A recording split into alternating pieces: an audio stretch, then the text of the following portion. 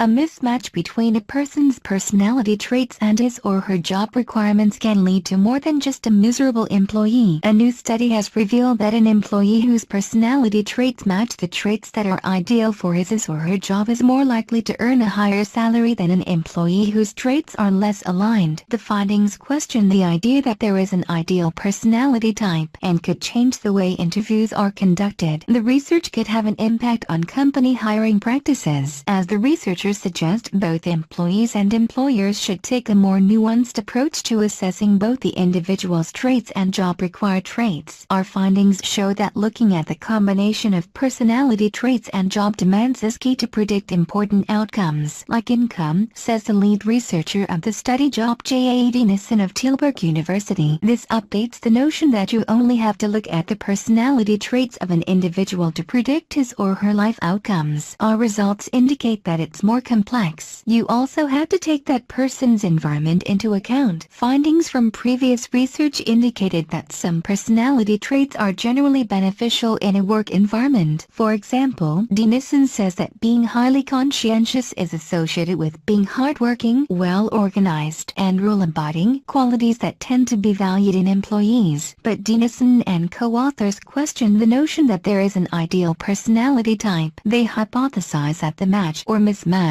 between an individual's traits and job demands might be critical when it comes to important outcomes like income. The researchers developed a new strategy for comparing the fit between a given employee and a given job, quantifying the traits that a job requires using the Big Five personality traits: extroversion, agreeableness, conscientiousness, emotional stability, and openness. The researchers examined the personality profiles, annual income, and jobs of 8,458 people living in Germany using data from the nationally representative German socio-economic panel. Because men were more likely than women to be employed full-time in Germany at the time of the data collection, the sample was 68% male and 32% female, with a mean age of 43.7 years old. Each person in the sample completed a shorter version of the Big Five personality inventory in German, rating the degree to which they though 15 personality-related statements applied to them. For example, I see myself as someone who has an active imagination, or I see myself as someone who worries a lot. Participants' jobs were classified using the International Labour Organization's International Standard Classification of Occupations. Then, two psychologists with extensive expertise in occupational issues then assessed each job for its ideal levels of Big Five traits. For example, they found that a bookkeeper required the lowest level of extroversion, whereas an actor or director required the highest level. The researchers then used a statistical technique called response surface analysis to create a 3D model that identified how each employee's personality traits and the ideal personality traits for each job contributed to employee income. The results showed that fit does matter, at least when it comes to extroversion, agreeableness, and openness to experience. For these three traits, a greater match between an employee's personality and job demands was linked with higher income, which the researchers call a fit bonus. The data also revealed that it's possible to have too much of a good thing. Employees who were more agreeable, more conscientious, or more open to experiences than their jobs required actually earned less than people who had harmoniously matching levels of those traits. The models show that in some cases, having too little of a given trait was actually less costly than having too much. Personality characteristics that have long been thought of as universally adaptive were not very beneficial or even detrimental, given particular job characteristics, says Denison. For example, highly conscientious individuals whose jobs did not demand such levels actually had lower earnings than individuals who were low in conscientiousness and had jobs that demanded high levels. The researchers say that additional studies will be required to understand how individual job experiences, job satisfaction, and job performance might affect the association between individual job personality fit and income. The results of the study suggest that achieving the correct personality fit requires a more nuanced approach to assessing both the individual's traits and job-related traits than previously thought. Paying attention to these nuances could have important implications for both employees and employers. From a practical perspective, companies should be interested in these results because they imply that it's really important to invest in solid personality assessment, Denison says. And individuals should care because our findings findings suggest that if they manage to find jobs that fit their personalities, they can earn more money.